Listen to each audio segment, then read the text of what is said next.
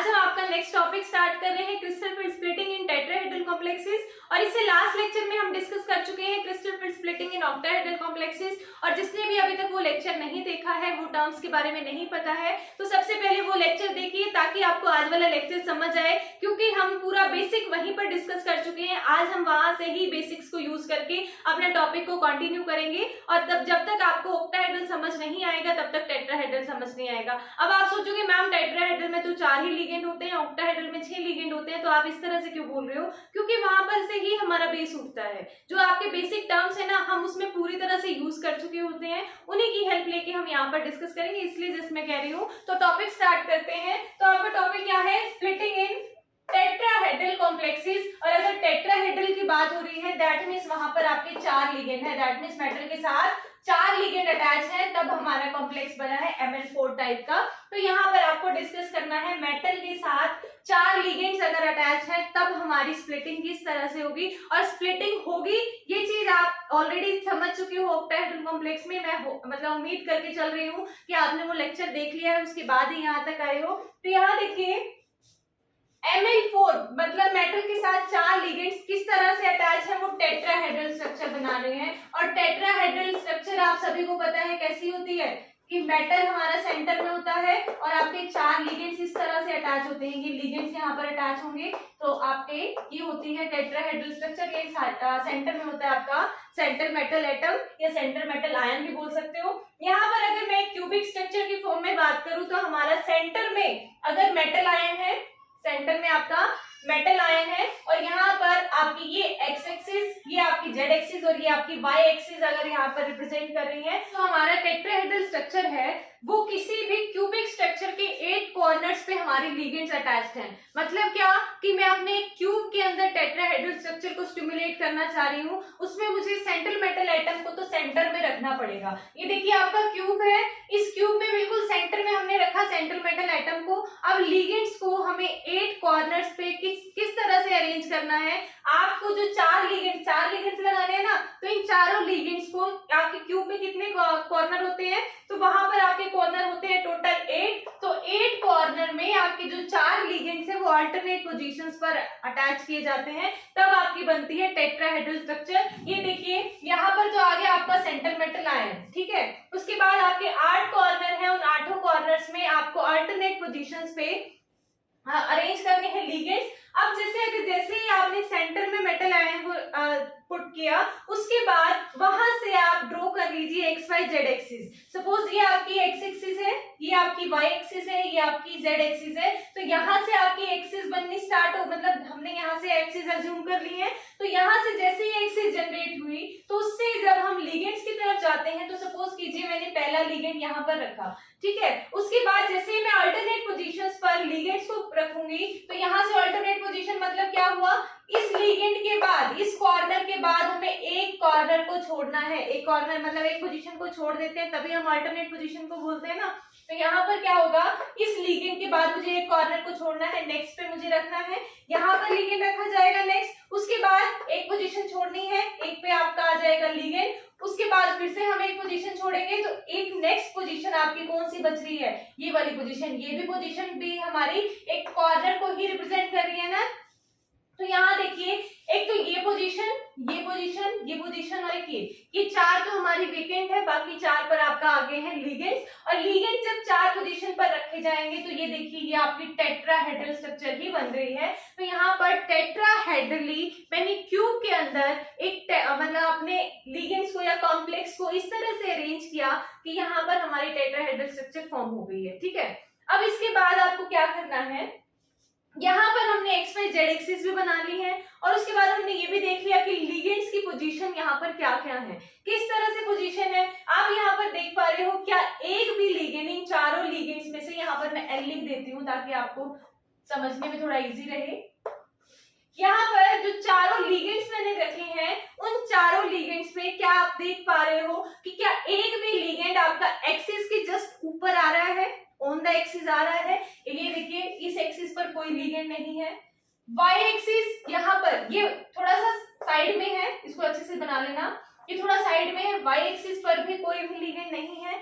Similarly यहाँ पर sorry Z axis पर भी आपका कोई भी लिगेंड प्रेजेंट नहीं है, तो एक्स एक्सिस पर भी नहीं है, वाई एक्सिस पर भी नहीं है और जेड एक्सिस पर भी नहीं है, तो ऑन द एक्सिस तो हमारे लिगेंड्स नहीं है। अब उसके बाद आप लास्ट लेक्चर में पढ़ चुके हो ऑक्टाहेड्रल, जब मैंने आपको कराया था तो वहां पर हमने डी ऑर्बिटल्स की शेप की बात की थी, जो कि हम बार बार रिपीट नहीं करेंगे। मैं यहाँ पर आपको डायरेक्ट बता रही हूँ कि आपके ऑन द एक्सिस वाले कौन से लिगेंड्स होते हैं, जो कि जिनकी लोब्स जो है, जो आप डी ऑर्बिटल्स की शेप्स बनाते हो तो आपके ऑन द एक्सिस किन ऑर्बिटल्स की लोब्स आती हैं, या इलेक्ट्रॉन डेंसिटी किन ऑर्बिटल्स की ऑन द एक्सिस होती है, वो आपके हैं orbitals D X square minus Y square और एक आपका होता है डी जेड स्क्वायर। इन दोनों ऑर्बिटल्स की electron density on the axis होती है। जिसको नहीं पता है कि क्या शेप है तो वो आप लास्ट लेक्चर में जाके देखो, वहां पर पूरा एक्सप्लेन किया गया है। तो D Z square, D X square minus Y square और डी जेड स्क्वायर, इनकी electron density on the axis है। तो यहाँ पर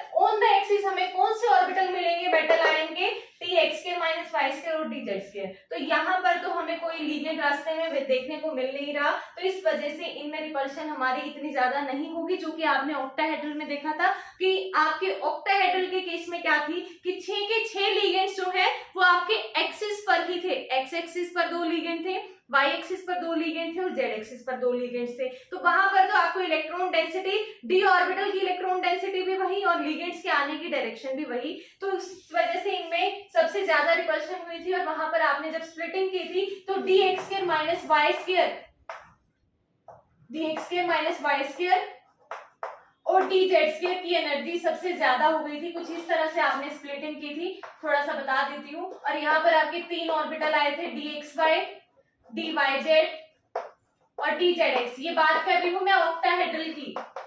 ऑक्टाहेड्रल में आपने देखा था कि ऑन द एक्सिस लिगेंड्स भी थे और on the axis electron density भी थी इन दोनों की, तो इस वजह से उन दोनों में रिपल्शन ज्यादा क्रिएट हुआ था। रिपल्शन ज्यादा क्रिएट होने की वजह से इनकी एनर्जी इंक्रीज कर गई थी, क्योंकि वहां पर अनस्टेबिलिटी आ गई थी और इनमें हमारी एनर्जी डिस्टेबलाइज हो गई थी। डिस्टेबलाइज होने का मतलब क्या है, ये एनर्जी हमारी कम होने का मतलब यहाँ पर क्यों हुआ था ऐसा, क्योंकि ये इन बिटवीन द एक्सिस ऑर्बिटल्स की इलेक्ट्रॉन डेंसिटी होती है। इन तीनों ऑर्बिटल्स की electron density in between the axis मिलती है और इन बिटवीन द एक्सिस होने की वजह से इनमें रिपल्शन कम हुई और रिपल्शन ऑलमोस्ट ना के बराबर थी, तो जिसकी वजह से ये स्टेबिलिटी की तरफ चले गए और स्टेबिलिटी की तरफ जाने की वजह से इनकी एनर्जीज जो है वो डिक्रीज हो जाती है। ठीक है, ये तो आप ऑक्टाहेड्रल में ऑलरेडी कर चुके हो। अब हमें इसी को टेट्राहेड्रल में बात करनी है और हमने टेट्राहेड्रल में अब तक ये देख लिया है कि ऑन द एक्सिस कोई भी लिगेंड एग्जिस्ट नहीं करता है। ऑन द एक्सिस कोई भी लिगेंड एग्जिस्ट नहीं करता। अब बात करते हैं क्या इन बिटवीन द एक्सिस है, ये जो चारों लिगेंड्स है क्या इन बिटवीन द एक्सिस है, बिल्कुल। तो यहाँ पे देखिए ये आपकी जेड एक्सिस, ये आपकी वाई एक्सिस। जेड एक्सिस और वाई एक्सिस के बिल्कुल बीच में देखो, यहाँ पर बिल्कुल सेंटर अगर हम निकालेंगे तो वो कुछ यहाँ से निकलता हुआ दिखाई देगा। कंफ्यूज होने की जरूरत नहीं है, थोड़ा सा होच-पोच डायग्राम हो गया है क्योंकि कई चीजों को यहाँ पर एक्सप्लेन करना पड़ रहा है, बट आप यहाँ से इमेजिन इजीली कर सकते हो, क्योंकि एक एक्सिस तो आपकी ये जाती हुई दिखाई दे रही है, एक एक्सिस आपकी ये जाती हुई दिखाई दे रही है, ये आपकी जेड एक्सिस है, ये आपकी वाई एक्सिस है। तो इन दोनों के सेंटर से जाती हुई या फिर यूं कहो इन दोनों की इन बिटवीन अगर हम बात करें तो इलेक्ट्रॉन डेंसिटी इनकी, किसकी इलेक्ट्रॉन डेंसिटी होगी वाई और जेड के बीच में, डी वाई जेड की। डी वाई जेड ऑर्बिटल की इलेक्ट्रॉन डेंसिटी आपकी कुछ यहाँ पर मिलेगी, सेंटर में इन बिटवीन द मिलेगी ना। तो ये हमारा बिल्कुल इन between the axis ligand exist नहीं कर रहा है, उससे पोजीशन हमारी थोड़ी सी डिस्प्लेस हुई है। तो यहाँ पे ये ना तो हमारी इलेक्ट्रॉन, ये जो लिगेंड है ये ना तो ऑन द एक्सिस है, ना ही यहाँ पर आपका इन between the proper in between the axis भी नहीं है, थोड़ा सा डिस्प्लेस होके हमें यहाँ पर मिल रहा है। सिमिलरली जब आप बात करोगे y और z, इधर भी आप बात कर सकते हो, तो y z यहाँ पर भी है तो वहां भी आपको इलेक्ट्रॉन डेंसिटी इस तरह से देखने को मिलेगी। सिमिलरली आप बात करो y एक्सिस और ये आपकी हो गई, ये आपकी x एक्सिस थी, सॉरी ये x एक्सिस और ये z एक्सिस। x एक्सिस और z एक्सिस के इन बिटवीन भी आप जब चेक करोगे dz की आप बात कर रहे हो जब यहाँ पर, तो इसमें भी आपकी इलेक्ट्रॉन डेंसिटी जो है वो यहाँ पर नहीं मिलेगी, बट लिगेंड जो है थोड़ा सा डिस्प्लेस होके मिल रहा है। ठीक है, जैसे ही लिगेंड हमारा यहाँ पर डिस्प्लेस होके मिल रहा है, तो इसमें अब ये किस लिए बता रही हूँ, इतना एक्सप्लेन किस लिए कर रही हूँ वो भी आपको बताऊंगी। पहले ये चीज देख लो कि लिगेंड्स की पोजीशन और electron density of D orbital की पोजीशन में भी बिल्कुल हेड ऑन एक तरह से ये कह सकते हैं कि हेड ऑन कोई भी कोलैप्स नहीं होगा या हेड ऑन कोलिजन नहीं होगा। तो यहाँ पर इसके बाद हमने जेड और एक्स के बीच में भी चेक कर लिया। अब बात करते हैं एक्स वाई की। एक्स एक्सिस ये रही आपकी, वाई एक्सिस ये रही।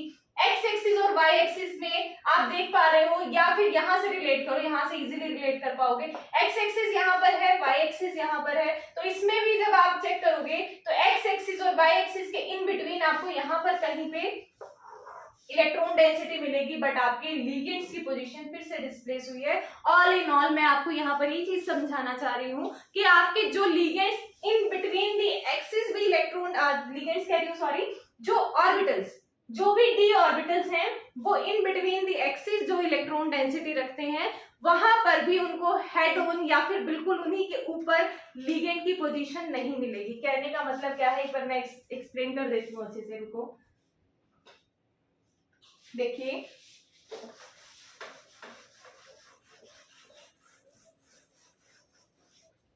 ये आपकी जेड एक्सिस, ये आपकी एक्स एक्सिस, ये आपकी वाई एक्सिस, ठीक है। यहां पर मैं इसको दोबारा से रिक्रिएट कर रही हूँ। ये आपकी जेड एक्सिस हो गई, ये आपकी वाई एक्सिस हो गई, ये आपकी एक्स एक्सिस हो गई, ठीक है।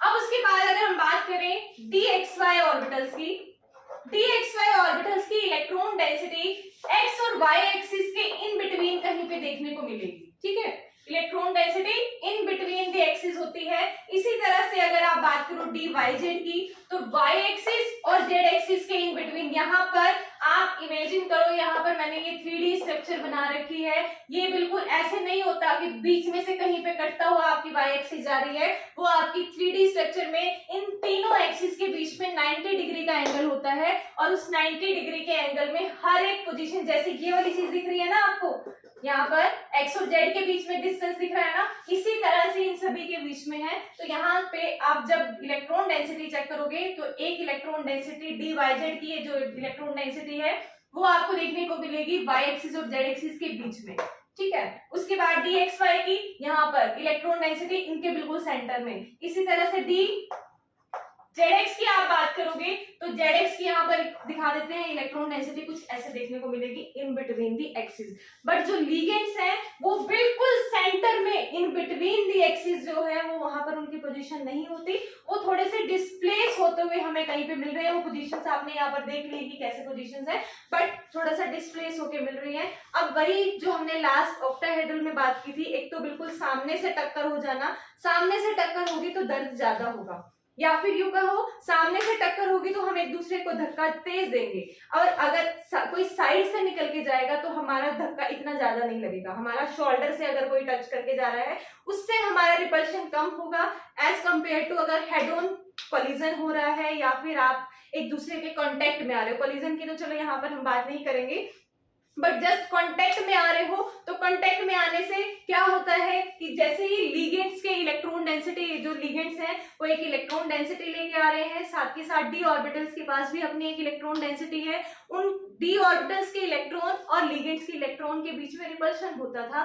जिसकी वजह से हमारे जो डी ऑर्बिटल्स हैं उनमें स्प्लिटिंग हो जाती थी। वही थी ना क्रिस्टल फील्ड स्प्लिटिंग। तो यहाँ पर हम क्रिस्टल फील्ड स्प्लिटिंग की ही बात कर रहे हैं। ऑक्टाहेड्रल में तो हमने बिल्कुल इजीली समझ लिया था कि जो लिगेंड्स थे वो ऑन द एक्सिस थे, तो वहां पर हमने कह दिया था ऑन द एक्सिस वाले लिगेंड्स सॉरी ऑर्बिटल्स में रिपल्शन ज्यादा होगी और जो इन बिटवीन द एक्सिस है उनमें रिपल्शन कम होगी। तो यहाँ पर आपने ये तो देख लिया कि ऑन द एक्सिस तो कोई लिगेंड प्रेजेंट नहीं है, but in between the axis जो है वो प्रेजेंट है, but in between the axis में भी बिल्कुल सेंटर में प्रेजेंट ना होके थोड़ा सा डिस्प्लेस होके मिल रहे हैं।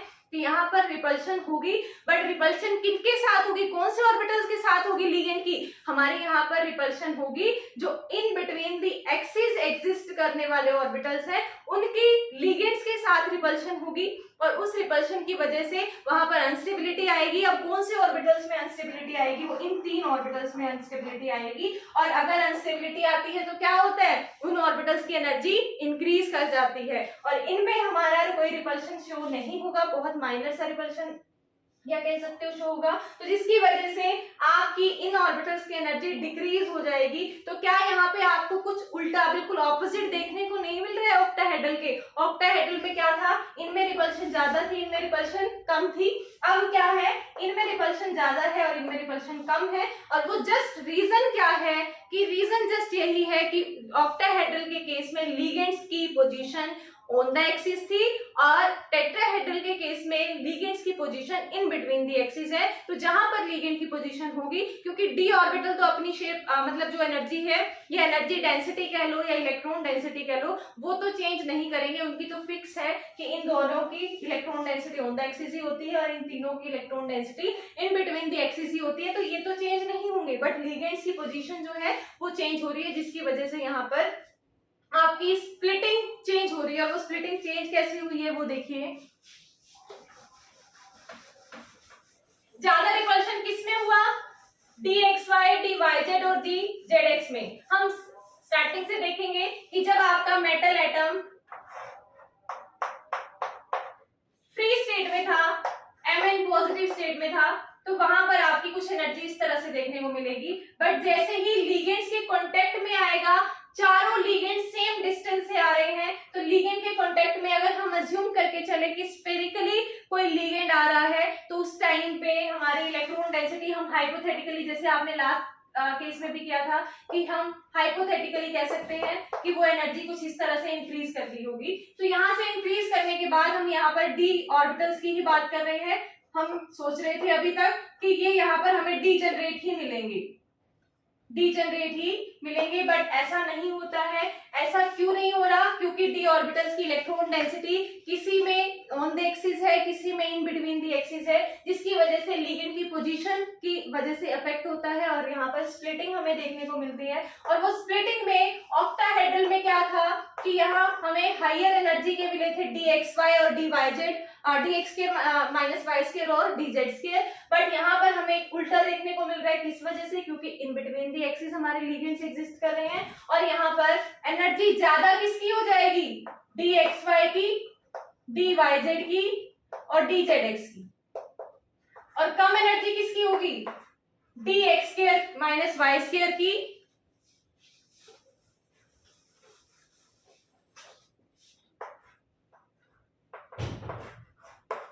dx² माइनस y² की और dz² की।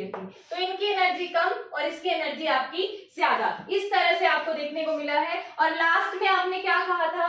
इनको मतलब जो हायर एनर्जी पे थे वहां पर आपने नेमिंग की थी कि यहाँ इस सेट को तो आपने Eg का नाम दिया था, dx² माइनस y² और dz² को, इन दोनों ऑर्बिटल्स को आपने नाम दिया था ऑक्टाहेड्रल के केस में Eg का, और dxy, dyz और dzx को आपने नाम दिया था T2g का, याद है ना? बट टेट्राहेड्रल के केस में क्या होगा? इसको Eg नहीं, E ऑर्बिटल्स के नाम से बोलते हैं, E सेट के नाम से बोलेंगे, G नहीं लगाना है। देखो मैं कह रही हूँ कि टेट्राहेड्रल में आपको जस्ट E से डेजिग्नेट करना है इस सेट को। ये जो आपके दो ऑर्बिटल्स का सेट है, इसको जस्ट आप E से रिप्रेजेंट करोगे, dx² माइनस y² और dz² को, इन दोनों ऑर्बिटल्स को आप डेजिग्नेट करोगे E से, और इन तीनों ऑर्बिटल्स को आप रिप्रेजेंट करोगे T2 से। ये T2 सेट होगा, कौन कौन आ जाएंगे इसमें? dxy, dyz और dzx, ये T2 सेट और ये आपका E सेट। यहाँ पर G नहीं लगाना है। G क्यों नहीं लगाना है? G या फिर U अल्फाबेट का यूज किया जाता है सिमेट्री को रिप्रेजेंट करने के लिए। सिमेट्री का मतलब क्या है? Centre of symmetry. जो 6 ऑर्बिटल्स थे ऑक्टाहेड्रल के केस में, वो एक सिमेट्री के साथ आ रहे थे। हर एक एक्सिस पे आपको याद होगा 2 ऑर्बिटल थे, एक्स एक्सिस पर भी 2 लिगेंड, हर एक एक्सिस पर 2 लिगेंड्स थे। एक्स एक्सिस पर भी 2 लिगेंड थे, वाई एक्सिस की तरफ से भी 2 लिगेंड आ रहे थे और जेड एक्सिस की तरफ से भी 2 लिगेंड्स आ रहे थे। और आपको पता है सभी एक्सिस के बीच में 90 डिग्री का एंगल होता है, तो सिमेट्रिकली लिगेंड आ रहे थे। बट यहाँ पर सिमेट्री नहीं है, सेंटर ऑफ सिमेट्री नहीं है, तो सिमेट्री को रिप्रेजेंट करने के लिए हम G या U को यूज करते हैं। तो इसी वजह से हमने वहां पर T2G या EG का यूज किया था, और यहाँ पर हम इन सेट को E और T2 से ही नेमिंग करेंगे, G अल्फाबेट यहाँ पर नहीं लगेगा। समझ आ गया होगा अभी तक? तो यहाँ से आपकी स्प्लिटिंग हमने देख ली है, जो कि ऑक्टाहेड्रल से बिल्कुल ऑपोजिट थी। उसके बाद अब आपको एक चीज और ध्यान रखनी है कि जो यहाँ पर स्प्लिटिंग हुई, इसमें टेट्राहेड्रल के केस में जो स्प्लिटिंग हुई है वो ऑक्टाहेड्रल की स्प्लिटिंग से कम है। इसका मतलब क्या? जो आपकी स्प्लिटिंग एनर्जी जो आप कैलकुलेट करते हो, जो मैंने आपके ऑक्टाहेड्रल के केस में कराई थी, वो जो स्प्लिटिंग एनर्जी की वैल्यू आती है वो ऑक्टाहेड्रल में ज्यादा आती है, टेट्राहेड्रल में कम। अब इसका रीजन क्या है? पहला रीजन तो इसका यही रहेगा कि जो लिगेंड्स है, नंबर ऑफ लिगेंड्स है, ऑक्टाहेड्रल में 6 लिगेंड्स हैं और टेट्राहेड्रल में 4 लिगेंड्स हैं, तो जितने ज्यादा नंबर ऑफ लिगेंड्स होंगे उतनी ही ज्यादा वो रिपल्शन क्रिएट करेंगे और जितने कम नंबर ऑफ लिगेंड्स होंगे उतनी ही कम रिपल्शन होगी। तो यहाँ पर आपके 4 ही लिगेंड प्रेजेंट हैं, तो ये 4 लिगेंड्स की वजह से रिपल्शन कम फील होगी, इसकी वजह से इनकी स्प्लिटिंग भी कम होगी, क्योंकि रिपल्शन की वजह से ही तो स्प्लिटिंग हो रही थी ना। रिपल्शन होगी तो उनकी एनर्जीज हाइयर हो जाती हैं और रिपल्शन नहीं होगी तो उनकी एनर्जी स्लोअर हो जाती हैं। तो जितने ज्यादा लिगेंड्स होंगे उतनी ज्यादा रिपल्शन क्रिएट, उतनी ही ज्यादा एनर्जी वैल्यू इंक्रीज होगी और जितनी ज्यादा एनर्जी वैल्यू इंक्रीज होगी उतना ही ज्यादा उसमें स्प्लिटिंग वैल्यू आ जाएगी। अब उसके बाद आपने वहां पर क्रिस्टल फील्ड स्प्लिटिंग को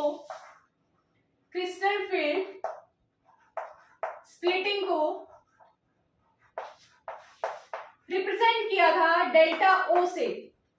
किससे रिप्रेजेंट किया था? डेल्टा ओ से। किस केस में? ऑक्टाहेड्रल के केस में। इसीलिए कह रही थी आप पिछला लेक्चर देख लो, क्योंकि हम वहीं से रिलेट करके सारा पढ़ने वाले हैं, पूरा हमें एक्सप्लेन करने की जरूरत नहीं है। तो वहां आपने क्रिस्टल फील्ड स्प्लिटिंग को डेल्टा ओ से रिप्रेजेंट किया था।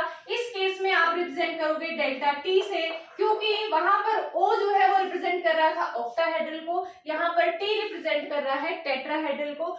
ये टी और ये टी अलग है, यहाँ पर टी टेट्राहेड्रल को रिप्रेजेंट कर रहा है, बट ये टी यहाँ पर इन ऑर्बिटल्स के इस सेट के नेमिंग को रिप्रेजेंट कर रहा है। तो इसमें कंफ्यूज मत होना कि ये भी T2 और ये T सेम है, नहीं, ये अलग है। यहाँ पर जो डेल्टा T आपने यूज किया है ये क्रिस्टल फील्ड स्प्लिटिंग इन टेट्राहेड्रल कॉम्प्लेक्सेस को रिप्रेजेंट करने के लिए किया था, और ये डेल्टा O यहाँ पर आपने crystal field splitting in octahedral complexes को रिप्रेजेंट करने के लिए किया था। अब उसके बाद हम इनके बीच का एनर्जी वैल्यूज को देख लेते हैं, जो कि आपने ऑक्टाहेड्रल में ऑलरेडी कर चुके हो वैसे तो, पर उसमें आपकी अब वैल्यूज ऑपोजिट हो जाएंगी। वो किस तरह से, देखिए,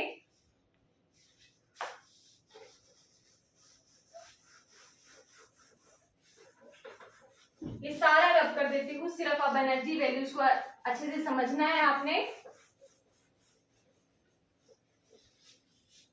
लास्ट लेक्चर में मैंने आपको बताया था बैरी सेंटर के बारे में, और क्या होता है आपका बैरी सेंटर। ये जो आपकी एनर्जीज, आप पहले जो था मेटल फ्री स्टेट में था, यहाँ पर कैसे था? फ्री स्टेट में था। उसके बाद हमने कहा जब वो लिगेंड्स के कांटेक्ट में आता है, on contact with ligand, contact with ligand, जब लिगेंड्स के कांटेक्ट में आता है और हम यहाँ पर देखते हैं कि सेंटर ऑफ सिमेट्री, हम अज्यूम करके चल रहे थे कि सेंटर ऑफ सिमेट्री के साथ आ रहा है, तब हमें एक हाइपोथेटिकल केस है, ये वाला जो एनर्जी है, यहाँ पर एक हाइपोथेटिकल केस हमने अज्यूम किया है कि हमने सोचा था कि ये 5 डीजनरेट ऑर्बिटल्स हैं, तो जैसे ही वो लिगेंड के कांटेक्ट में आएंगे एनर्जी तो इंक्रीज कर देंगे, बट वो हमेशा डीजनरेट ही रहेंगे। बट ऐसा नहीं हुआ।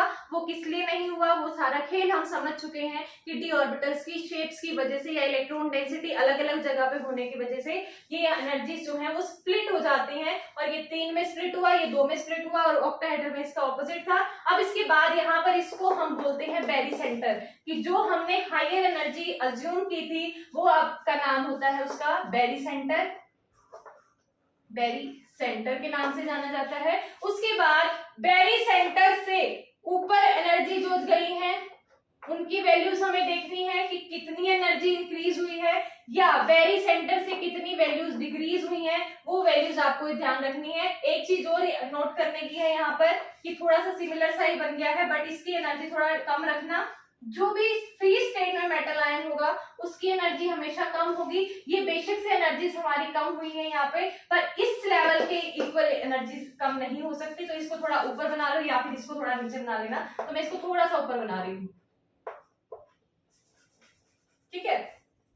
अब देखिए यहां से बैरी सेंटर से एनर्जीज कुछ कम हुई है और ये बैरी सेंटर से थोड़ी वैल्यूज जो है वो इंक्रीज हुई है। अब हमें ये देखना है कि कितनी वैल्यूज इंक्रीज हुई हैं या कितनी वैल्यूज डिक्रीज हुई हैं। वो इंक्रीज या डिक्रीज वैल्यू ओवरऑल ऐसी आनी चाहिए कि दोनों में इंक्रीमेंट और डिक्रीमेंट, जो वैल्यूज इंक्रीज हुई हैं उसको और जो वैल्यू डिक्रीज हुई है उन दोनों को मिला के हमारा ओवरऑल रिजल्ट जो है वो इसके इक्वल आ जाए, बैरी सेंटर के इक्वल आ जाए। वो किस तरह से, देखिए अभी हमने कहा था कि क्रिस्टल फील्ड स्प्लिटिंग को डेल्टा टी के नाम से रिप्रेजेंट करते हैं, और एक्चुअल में क्रिस्टल फील्ड स्प्लिटिंग क्या होती है, यहां से लेके यहां तक की एनर्जी, मतलब इस लेवल से लेके इस लेवल तक की, या फिर यूं कहो T2 लेवल से लेके, यहाँ पर G रिप्रेजेंट करना अभी के लिए गलत है, ये जिसमें आपको बता रही थी कि आपका ये ऑक्टाहेड्रल के केस में होता है। तो T2 एनर्जी से इस सेट को बोला जाता है T2 सेट, और इसको आप बोलते हो E सेट। तो T2 सेट से E सेट के बीच के एनर्जी को हम बोलते हैं क्रिस्टल फील्ड स्प्लिटिंग,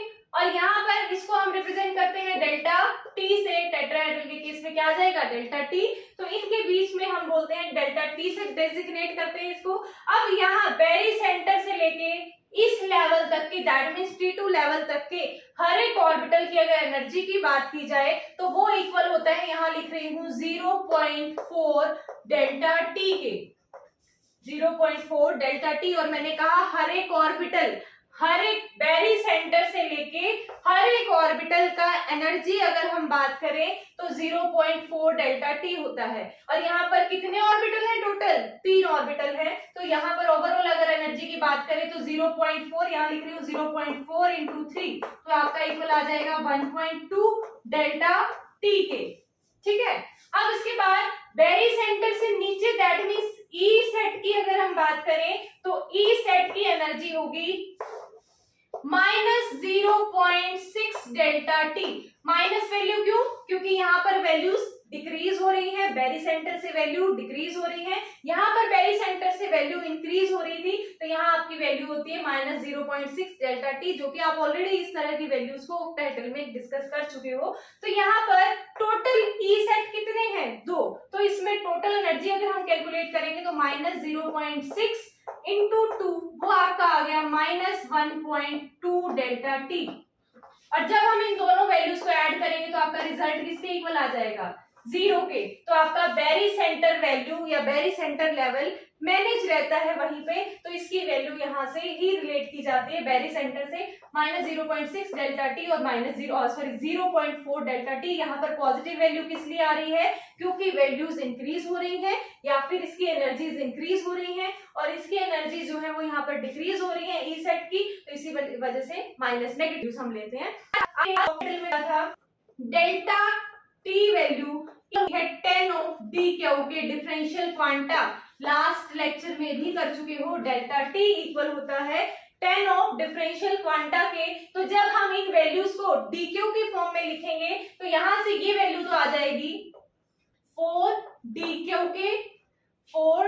के। आपसे एग्जाम में वो डिफरेंशियल क्वांटा की फॉर्म में भी पूछ सकता है और क्रिस्टल फील्ड स्प्लिटिंग की फॉर्म में भी पूछ सकता है। तो क्रिस्टल फील्ड स्प्लिटिंग की फॉर्म में तो आ जाएगा 0.4 डेल्टा T, और आप डिफरेंशियल क्वांटा की फॉर्म में करोगे तो 4dq।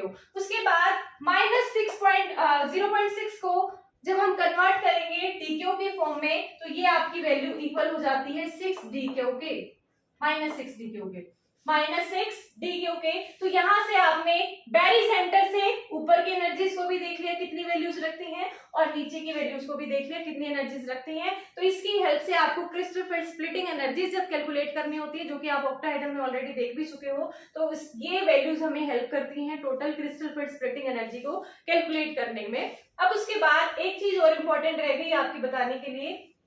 अभी मैंने आपको कहा था जो क्रिस्टल फील्ड स्प्लिटिंग जो है यहाँ पर हुई है टेट्राहेड्रल के केस में, वो वैल्यू कम होती है ऑक्टाहेड्रल से। क्या कहा, क्रिस्टल फील्ड स्प्लिटिंग वैल्यू कम होती है। क्रिस्टल फील्ड स्प्लिटिंग कौन सी है, ऑक्टाहेड्रल की तो है डेल्टा O वैल्यू, और क्रिस्टल फील्ड स्प्लिटिंग टेट्राहेड्रल में डेल्टा T से रिप्रेजेंट की जाती है। और मैं आपको यही कह रही हूँ कि क्रिस्टल फील्ड स्प्लिटिंग वैल्यू कम होती है टेट्राहेड्रल में एज कंपेयर टू ऑक्टाहेड्रल। और वो कितनी कम होती है, वो रिलेशन मैंने आपके सामने लिख दी है, यहाँ पे देखिए, डेल्टा